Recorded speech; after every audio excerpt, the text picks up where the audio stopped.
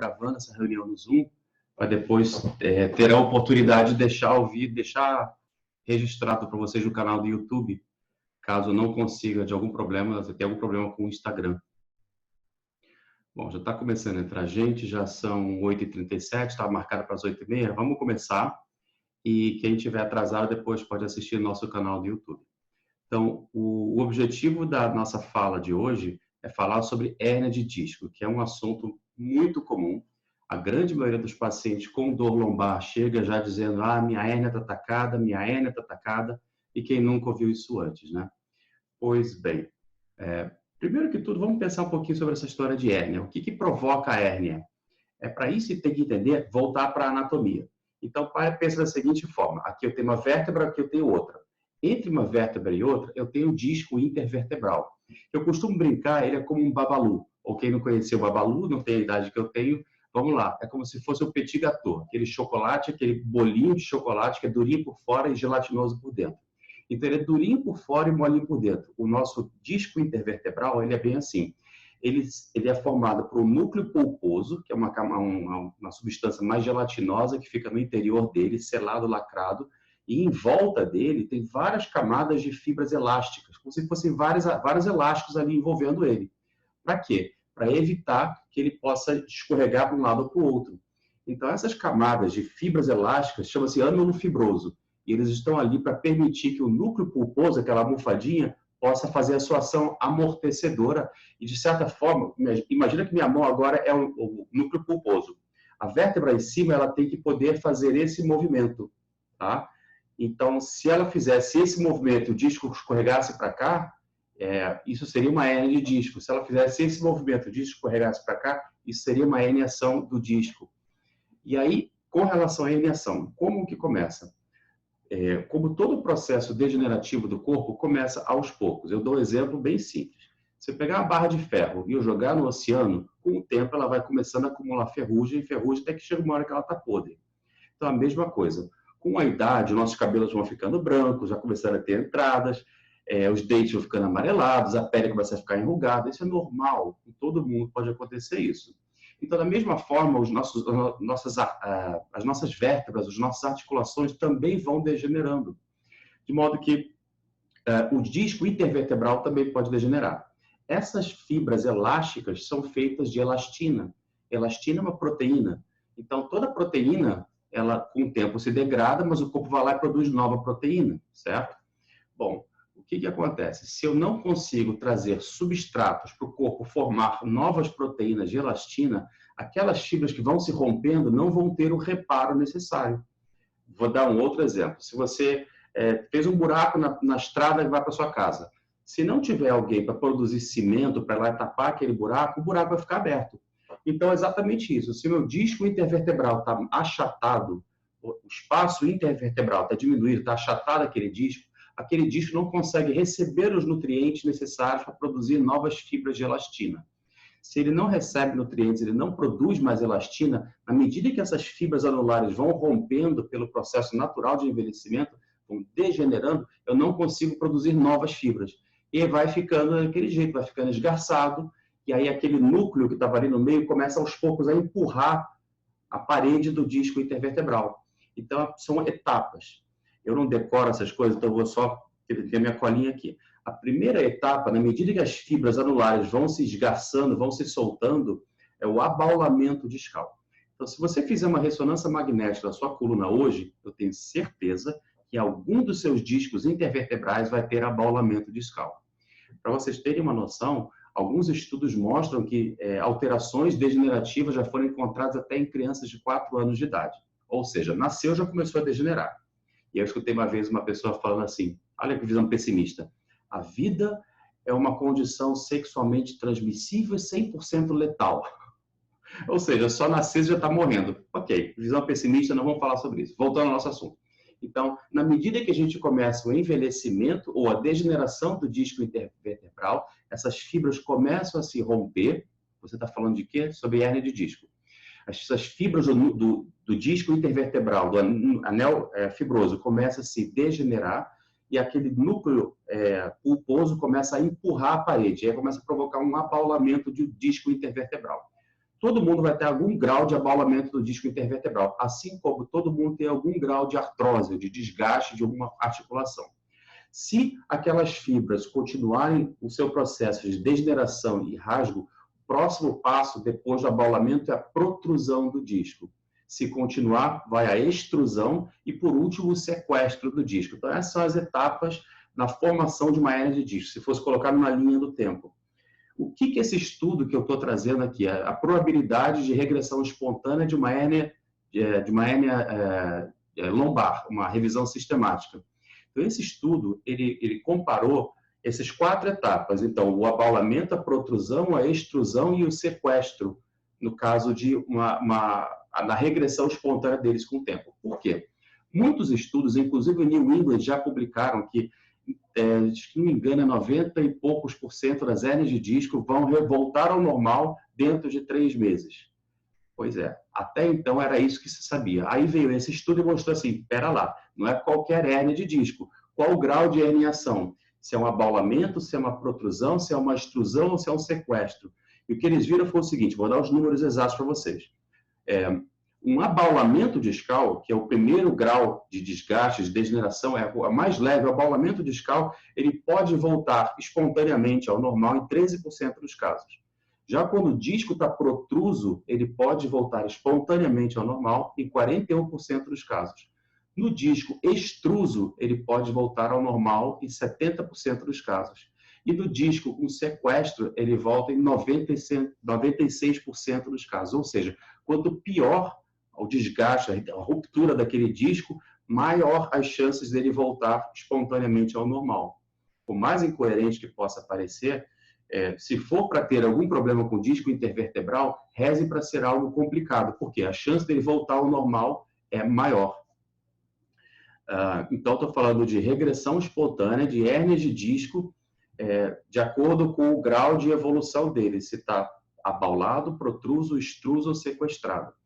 E aí, então, a conclusão do estudo foi basicamente isso. Mas o que eu queria aproveitar a oportunidade de comentar é sobre o mecanismo de desgaste daquelas fibras anulares que vai, então, permitir o abaulamento, a extrusão, o sequestro do disco.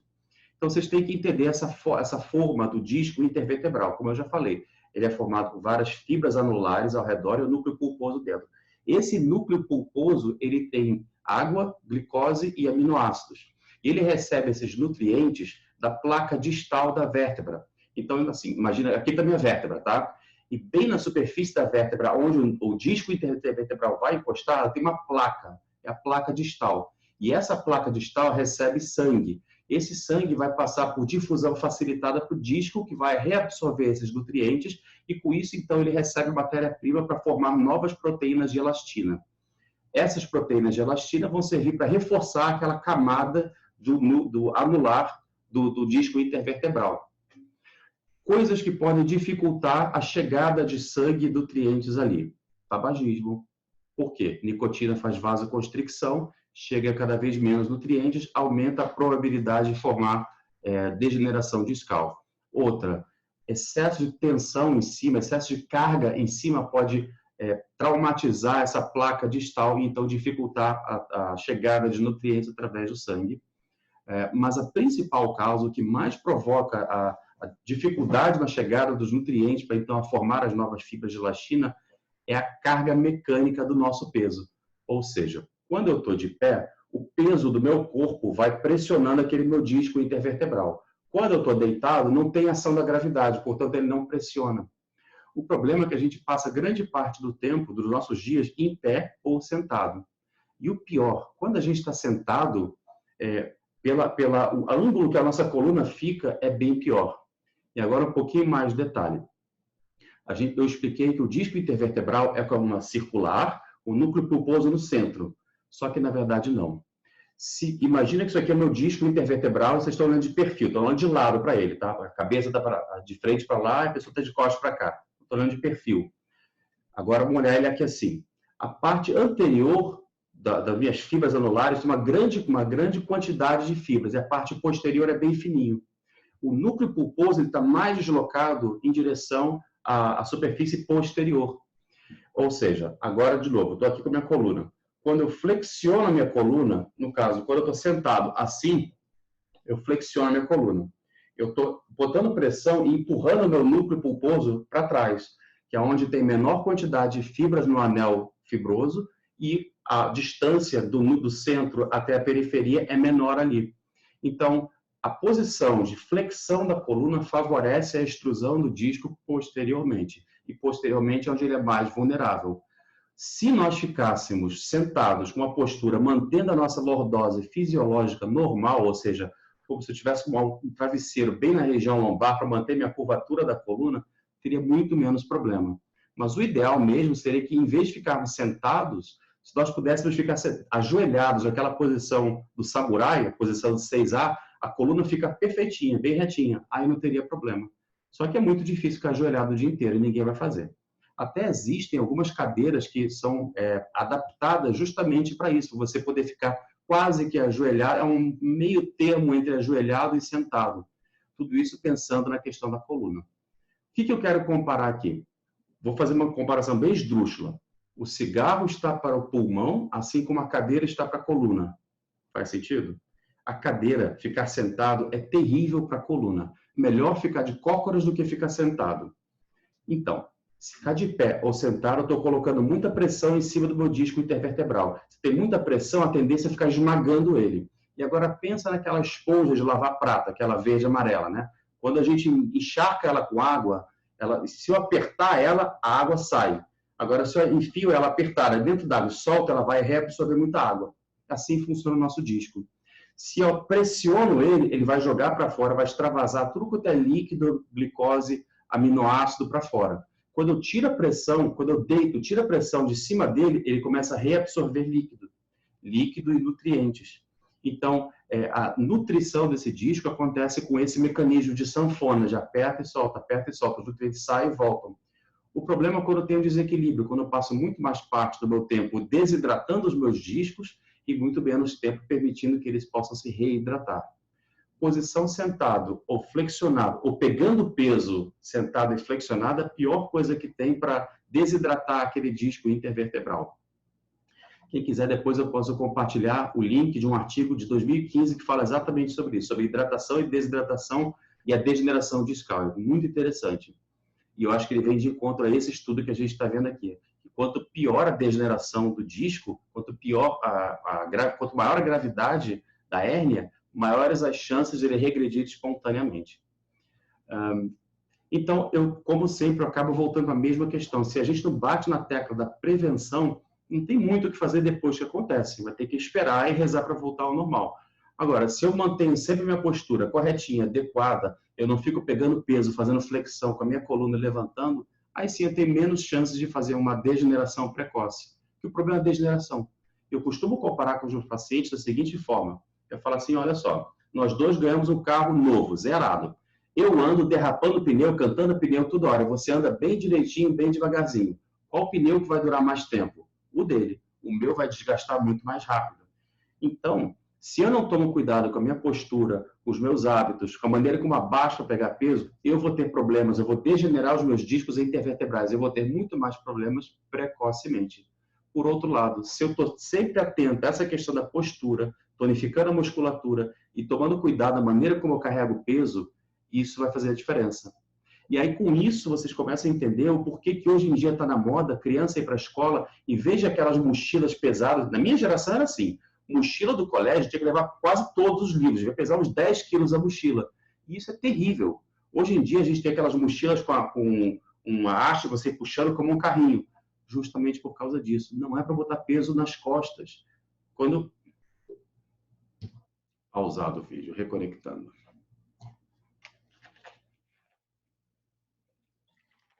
Voltou. Então, todas as vezes que eu boto o peso das minhas costas, eu estou, na verdade, pressionando cada vez mais os meus discos intervertebrais. E aí, depois que eu entendi isso, eu fiquei imaginando aquelas mulheres do Nordeste que andam, acho que na Bahia, que andam com várias cestas de roupa e de peso em cima da cabeça e ficam andando com aquilo para cima e para baixo. Essas mulheres devem ter sua coluna praticamente condenada. Cedo ou tarde, elas vão ter muita dor. Então, a coluna não foi feita para carregar peso, gente. Pelo amor de Deus, não façam isso. Não sobrecarregue a coluna de vocês com peso sem necessidade. só vai acelerar o desgaste, a degeneração e vai encurtar a vida útil da sua coluna. Então, o que vocês puderem evitar de carregar peso nas costas, melhor. Não foi feito para isso, tá? Se vocês pegarem e pensarem numa linha evolucionista, o Homo sapiens veio do macaco, que andava com os 4 apoios, as 2 pernas e as mãos no chão. Então, andando em 4 apoios, a nossa coluna ficava igual de um cachorro de um cavalo, na horizontal. E nessa postura, a coluna ficando assim, a chance de fazer uma hernia de disco é muito pior. Por quê? Lembra que eu falei que o disco intervertebral ele tem uma maior quantidade de fibras anulares na porção anterior e que o núcleo pulposo está mais deslocado posteriormente? Então, quando a vértebra está deitada nesse sentido, a chance dela fazer isso pela lordose que fica a pessoa, né? E o disco ir para frente é muito menor, porque ele está muito mais protegido. Além do que, o ligamento longitudinal anterior ele é muito mais robusto do que o ligamento longitudinal posterior. Daí o homem resolveu ficar de pé, virou o Homo sapiens. Quando ele ficou de pé, a coluna agora está assim, então toda a carga de uma vértebra em cima da outra começa a pressionar aquele disco. E como as cargas, os vetores de tração são iguais para os 2 lados, o núcleo pulposo vai escolher o lado do caminho mais fácil, que é a parte posterior, que é onde tem menor quantidade de fibras e o ligamento longitudinal posterior é muito mais delgado. E aí, para piorar, a gente senta flexionando a coluna, facilita ainda mais a extrusão do núcleo pulposo. Então, para vocês verem, assim, a gente já tem uma coluna, vamos dizer, vulnerável a desgaste e degeneração do disco. Para piorar, a gente já senta errado, a gente pega peso errado, a gente degenera e desgasta a nossa coluna. E aí depois fica chorando, reclamando que está com dor, né? Para finalizar aqui, então, essa minha fala, muitos pacientes vêm com essa história de o meu ciático está atacado, minha hérnia está atacada. Como é que isso acontece? Tem estudos e mais estudos na literatura médica mostrando a pobre relação clínico-radiológica. O que quer dizer isso? Foi feito um estudo, se não me engano, em 2016, eu posso compartilhar com vocês também, que ele é bem interessante, que foi feito o seguinte: eles pegaram pessoas assintomáticas com 20, 30, 40, 60, 50, 60, 70, até 80 anos de idade, e fizeram a ressonância magnética de todo mundo. E o que eles observaram? Que todo mundo tinha algum tipo de degeneração. Claro, quanto maior a idade, maior a degeneração discal, maior a artrose facetária, maiores as chances de encontrar um abaulamento, uma herniação discal. Mas já no jovem de 20 anos de idade, já era possível ver alterações degenerativas e de abaulamento. Ou seja, se eu estou com uma dor lombar, por qualquer que seja o motivo, e se o médico já de cara me pede uma ressonância, apareceu lá na ressonância abaulamento discal difuso, protrusão discal na altura de L5, S1, e o cara vai dizer, tá aqui, só tem uma hérnia de disco, e o cara pro resto da vida carrega esse rótulo, a minha hérnia está atacada, e de repente não é nada de coisa de hérnia nenhuma. Às vezes é uma contratura muscular, às vezes é uma dor miofascial, às vezes é uma artrose facetária, podem ser vários outros motivos. Então, muito cuidado quando o paciente já chega para você com o diagnóstico, porque se realmente for uma hérnia, o que a hérnia pode fazer que provoca dor? Ela pode comprimir ou irritar uma raiz nervosa. E se isso acontece, o sintoma clássico é um sintoma dor neuropática, que vai ser referida do tipo uma fisgada, um choque, uma queimação, um frio, uma dormência, que irradia no trajeto de um dermátomo. O dermátomo mais frequentemente acometido é o de L5-S1. Então, por onde que ele irradia? Pelo glúteo, face posterior da coxa, panturrilha, planta do pé. Ou, quando é L5, um pouquinho mais pela lateral da coxa, lateral da perna, até o hálux. Então, se não tiver esse padrão de radiação, se não tiver essa descrição da dor, é uma dor tipo choque, uma dor tipo pontada, e você não consegue reproduzir a dor fazendo a elevação da perna estendida, que é o teste Lazeg, as chances de isso aí ser daquela dor ser por conta de uma hérnia são praticamente nulas. Então, vamos aprender a associar a clínica ao exame de imagem. E vamos, por favor, deixar o exame de imagem por último. Primeiro examine a pessoa, tire suas próprias conclusões, e se depois da anamnese, exame físico, você não tem certeza ainda, aí sim você pode pedir exame de imagem. Mas ele é muito mais para confirmar a sua hipótese diagnóstica ou para afastar outras que você tenha pensado, tá? Jamais, nunca vai de cara no exame procurar ali a resposta para aquele diagnóstico. Não vai nessa, que isso é um grave erro, tá? Tem muita literatura reforçando uma forte dissociação clínico-radiológica. Então, o fato de ter uma hérnia de disco na sua ressonância não significa que ela está te provocando dor. A sua fonte de nocicepção pode ser por qualquer outro motivo e isso necessita ser investigado e ser estudado, tá? Então, Eu espero que eu tenha trazido um pouquinho de luz para quem estava na escuridão. Hérnia de disco, quando realmente é hérnia de disco, não é o fim do mundo. Na grande maioria das vezes, ela volta ao normal dentro de um período de 2 a 3 meses. E o que esse artigo que eu estou trazendo aqui, que eu vou compartilhar depois com vocês, ele mostra que quando essa hérnia de disco é pequena, na verdade, quando um abaulamento discal, uma extrusão, as chances de regredir espontaneamente são menores. Quando já é um sequestro do disco intervertebral, uma extrusão, perdão, quanto pior essa hérnia de disco, maiores as chances de regressão espontânea. E só para resumir, para quem não chegou agora no final, ele diz assim, no resultado final, a chance de regressão espontânea, no caso de um sequestro de disco, foi de 96%. No caso de uma extrusão de disco, seria 70%. A protrusão de disco, 41%. E um abaulamento discal, 13% de chance. Tá? E outra coisa que ele fala assim, a resolução completa da irrigação de disco foi de 43% nos discos sequestrados e apenas 15% nos discos extrusos. Então, a hérnia vai regredir, algumas por completo, outras parcialmente, mas regride ao ponto que a pessoa volta a ficar assintomática. Tá? Já o estudo do New England já diz isso também. Se não me engano, não era 90%, acho que era 83% dos casos de hérnia de disco voltam ao normal para se ficar assintomático dentro de 3 meses de evolução. Então, se chegou um paciente para vocês com uma suspeita de hérnia de disco, vocês não precisam sair caminhando de imediato e nem ficar preocupados em indicar a fazer exame de imagem. Por quê? A chance de voltar ao normal é enorme. Então, naquele momento, o mais importante deve ser alivia a dor do paciente. Se for um processo inflamatório, prescreve o anti-inflamatório, prescreve o relaxante muscular. Se for o caso, pode ser um corticoide com vitamina B12 também, um dexacetoneurin da vida. Orienta a fazer um repouso parcial, mas não absoluto. Não é proscrito ficar deitado no leito imóvel. É para a pessoa continuar fazendo as coisas do seu dia a dia, como, por exemplo, ir no banheiro, tomar banho, mas não é para fazer força, tá? E manda a pessoa ter paciência, tá? O quanto antes ela puder iniciar uma fisioterapia, melhor. Fisioterapia é fundamental, gente, eu reforço muito. É muito importante que a pessoa que teve uma lesão, quer seja degenerativa, inflamatória, que ela possa fazer todo um trabalho de recuperação daquela estrutura lesada, de preferência com a figura de um bom fisioterapeuta orientando do lado. Por quê? Não é só tirar dor. Tirar dor é fácil, dor remédio acabou. O negócio é reabilitar para que aquela pessoa volte a ter uma cicatrização adequada e ter a sua função restaurada de forma normal, como ela era antes. Tá? Agora vamos ver as perguntas aqui. Para acontecer essa regressão, faria o quê? É exatamente o que eu falei. Vamos tratar a dor, orientar com relação a não fazer esforço físico, mas manter a sua atividade diária normal, iniciar a fisioterapia o mais rápido possível e ter paciência, porque algumas demoram 2, 3 meses para voltar ao normal.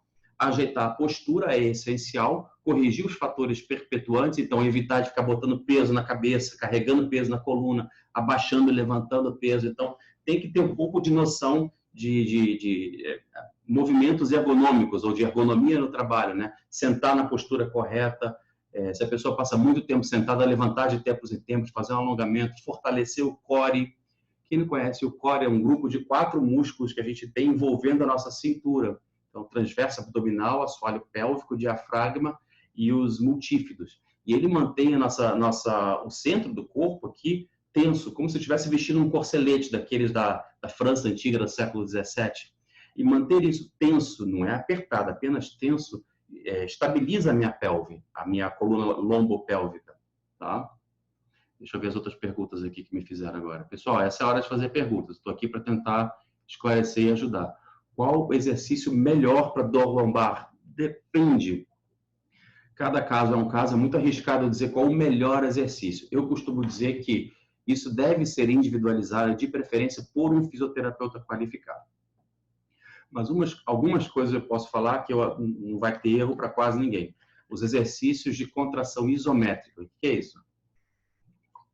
Falo muito, garganta seca. A ponte isométrica é quando o paciente fica com essa parte do braço encostada no chão e a ponta do pé. E fica retinho, só encosta a ponta do pé e o braço. E ele fica naquela postura.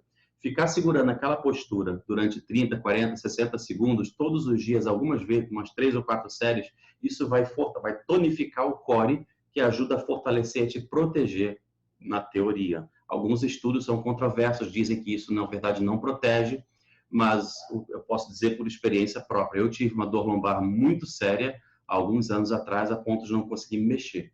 Fiz tratamento com acupuntura, com osteopatia, com medicação, nada resolveu. O que foi me ajudar foi iniciar pilates, e o que foi feito no pilates, tonificar a musculatura e alongar, porque eu estava sedentário. Então, corrigir os fatores perpetuantes da dor, dentre eles os mais comuns: má postura, movimentos repetitivos, sedentarismo, obesidade. É fundamental para melhorar a dor lombar.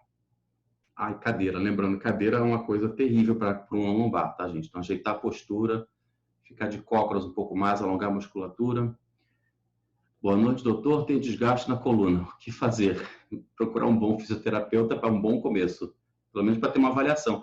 Falar que eu tenho desgaste na coluna é tão vaga como dizer assim, o pneu do meu carro está desgastado. Assim, mas o quanto desgastado? Será que você está conseguindo andar? Será que você não está? O que está te prejudicando? Tem algum sintoma neurológico associado? Teve alguma fratura? Então, tem muitas variáveis, Sônia, que podem interferir nessa minha resposta. É difícil dizer só com base nisso. Tem o desgaste na coluna. Está vago demais e complica eu te dar uma resposta adequada dessa forma. Tá? Mas o primeiro passo que eu poderia te sugerir, estou imaginando que o seu caso não é nada de grave, se não for nada de grave, o primeiro passo é procure um bom fisioterapeuta, passe por uma boa avaliação. Se você tiver sintomas graves, tipo sintomas neurológicos, como formigamento, perda de força, queimação, aí eu recomendo procurar um médico para fazer uma avaliação inicial, quem sabe pedir algum exame e afastar o que a gente chama de bandeiras vermelhas, tá? Vamos ver outras perguntas aqui. Tem medicação para recuperar? Tem muita medicação, mas não específico para a hernia de disco. A medicação vai ajudar a aliviar a dor, os espasmos musculares, e, enfim, basicamente controlar os sintomas, mas não a hérnia. A hérnia o que vai controlar, vai modificar, são medidas mecânicas, tá? Então, portanto, avaliação da postura, diminuir a sobrecarga, cuidar com a musculatura quando está inadequadamente preparada, evitar os movimentos repetitivos. Você perguntou, está falando de quê? O que mais de perguntas que nós tivemos aqui? Vamos ver se teve mais alguma agora recente.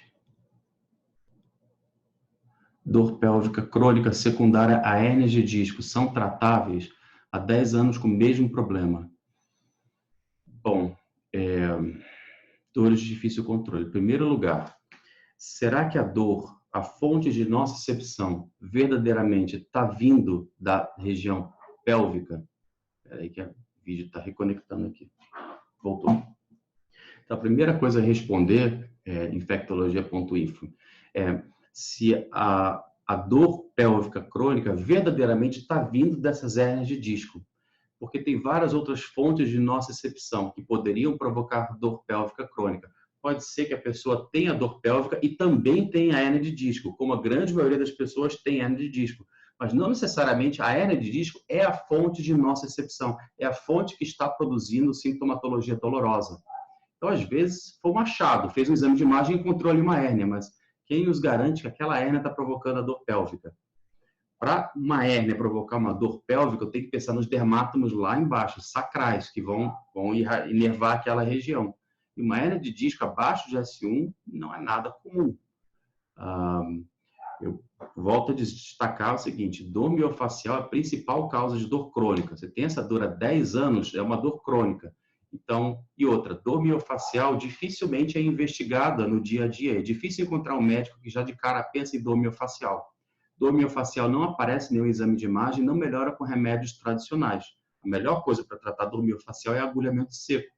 Então, o que eu penso já de cara, quando você me diz que tem uma dor há 10 anos e até agora não melhorou, primeiro que tudo, procurar uma avaliação melhor para identificar a verdadeira causa da nossa nocicepção, da onde que está vindo essa dor pélvica. E uma dica que eu dou investiga dor miofascial, porque é uma grande dica. É bem possível que tenha alguma coisa a ver. Hérnia de disco provocar dor pélvica, eu não me lembro de ouvir falar. Tá? A Carla Mendes, exercícios no caso modalidade. Não entendi a pergunta, Carla Mendes. Mais alguma pergunta, gente? Gleidson entrou agora, a gente está terminando aqui a nossa live, mas eu vou deixar gravado no nosso canal do YouTube, chama-se Músculo Esquelético, é só entrar lá. Eu já vou deixar, já vou fazer o upload dessa live para quem quiser revisar esse conteúdo. Deu para falar de bastante coisa aqui, teve bastante conteúdo interessante. Tá? Em cima está a pergunta completa, doutor, vamos ver.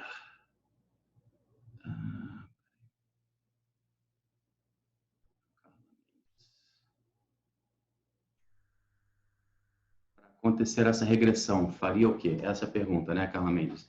A regressão, como o próprio nome do artigo diz, é a incidência de regressão espontânea de hérnia de disco lombar. Então, é regressão espontânea, não tem que fazer nada. Na verdade, não, tem que fazer assim, tem que parar de ficar enfiando o dedo na ferida, tem que parar, tem que corrigir os fatores perpetuantes. Então, o que quer que seja que provocou aquela hérnia tem que ser corrigido. Se foi a má postura, ajeita a sua postura. Se foi a obesidade, sedentarismo, melhora isso. Se foi carregar muito peso nas costas ou a ergonomia inadequada do trabalho, corrige isso. E aí tenha paciência de esperar e pelo menos uns 2, 3 meses. É muito provável que essa hérnia de disco venha a regredir espontaneamente. De novo, quanto pior o caso, quanto maior o desgaste ou a ruptura das fibras anulares, maiores as chances da regressão espontânea dessa hérnia de disco. Respondi sua pergunta? Não, sobre o exercício. Exercícios não é uma parte em que eu me aprofundo muito. Eu sei superficialmente, eu sempre recomendo que procure um bom fisioterapeuta para te orientar com relação a quais tipos de tratamentos, de reabilitação ou exercícios devem ser feitos. Síndrome da cauda equina, quando suspeitar, sintoma neurológico. Quais são os sintomas neurológicos clássicos da síndrome da cauda equina? Uma anestesia em cela. O que quer dizer isso? Pensa que eu montei numa cela de cavalo. A parte do meu corpo que está em contato com a cela está anestesiada, ou seja, eu não sinto nada. Posso ter uma agulha que eu não vou sentir. Outra característica da síndrome da cauda equina, a perda dos esfíncteres urinário e fecal. Então, a pessoa começa a se urinar sem conseguir se segurar e defecar também. Então, isso é uma emergência neurológica, tem que ser encaminhado na hora para o hospital para operar. Síndrome da cauda equina não é comum, tá? No dia a dia é difícil de ver. Acredito que quem veja isso é o especialista em coluna que está de plantão no hospital, e olhe lá. Mas, na minha prática, eu nunca vi um caso de síndrome de cauda equina, não conheço nenhum colega médico meu que tenha atendido alguém com síndrome de cauda equina, só para mostrar como não é tão comum assim, tá? Alongamento, sempre importante, bem lembrado. Qual músculo que a gente pode sempre orientar para alongar? Posterior da coxa. A musculatura posterior da coxa está sempre encurtada. Por quê? Porque a gente fica sentado a maior parte do tempo. E quando o joelho está flexionado, a musculatura na parte posterior da coxa está encurtada. Quando a gente fica de pé, se essa musculatura está encurtada, eu levanto, ela se conecta na minha tuberosidade esquiática, como é que é? Espinhanica posterior inferior.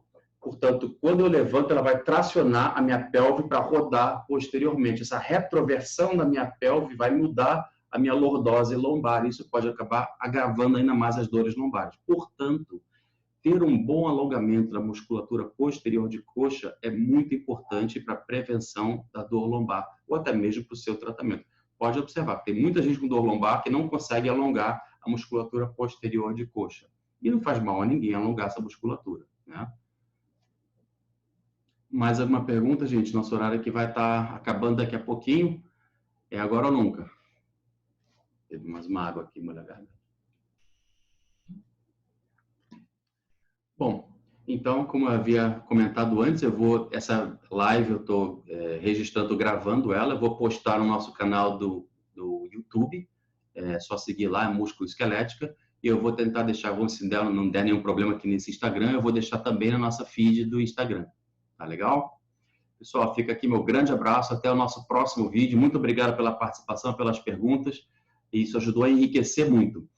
Último recado. Para quem não está sabendo ainda, essa semana eu comecei uma live de Masterclass. Eu estou entregando todo o conteúdo, todo o conhecimento que eu pude acumular nesses últimos 10 anos de estudo e ensino da medicina músculo-esquelética.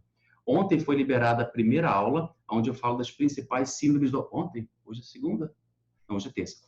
Segunda-feira. Ontem foi liberado o primeiro conteúdo, onde eu falo das principais síndromes dolorosas. Então, vão entender que tipo de dor que a pessoa tem, para que cada tipo de dor tenha um tratamento específico. Amanhã, vai ser liberada uma outra aula onde eu vou mostrar como tratar aquelas dores que não aparecem nos exames de imagem e que não melhoram com remédios comuns, como tratar essas dores na primeira consulta de forma resolutiva. Na próxima, então, vocês têm que assistir. Quem tiver interesse em participar é só se inscrever. Eu vou deixar o link, tem o link no nosso canal do Instagram e do YouTube também. Basta se inscrever para ter acesso a essas aulas. Essas aulas só vão ficar disponíveis essa semana. Então, são 4 masterclass, segunda, quarta, sexta e depois da segunda-feira que vem. Não perca essa oportunidade, porque eu estou trazendo um conteúdo riquíssimo para vocês. Quem tem curiosidade, quer saber um pouquinho mais sobre o que é medicina musculoesquelética ou já gosta do assunto e quer aprofundar um pouco mais, tenho certeza que vocês vão adorar e com certeza vão tirar algum benefício dali. A aula de amanhã é especialíssima, eu trabalhei nela com muito carinho para vocês, porque eu quero que vocês já saiam dali colocando em prática. Essa semana ainda vocês vão ver um caso de dor que eu vou apresentar lá e já vão saber resolver. Portanto, aproveitem essa babada, a oportunidade é um babado, vocês não podem perder. Inscreva-se no canal e comece a receber o nosso conteúdo também. Você também pode se inscrever no nosso canal do Instagram, do YouTube, do Facebook, do WhatsApp, do Telegram, enfim, tem milhões de canais de comunicação. É só se inscrever e a gente vai trocando mais informações. Tá legal? Qual o horário das aulas? As aulas são liberadas de manhã, se não me engano, 8h30, 9 horas da manhã, e ficam até domingo. Domingo essas aulas vão sair do ar e não tem mais. Aí perdeu. Então vocês têm até domingo para assistir todas essas aulas. Basta chegar ali, botar seu e-mail, já tem acesso a tudo e ainda vão ganhar um e-book com várias outras informações que eu dou que vão ajudar muito no estudo de vocês. Tá legal? Um grande abraço a todos e até o nosso próximo vídeo. Boa noite, pessoal!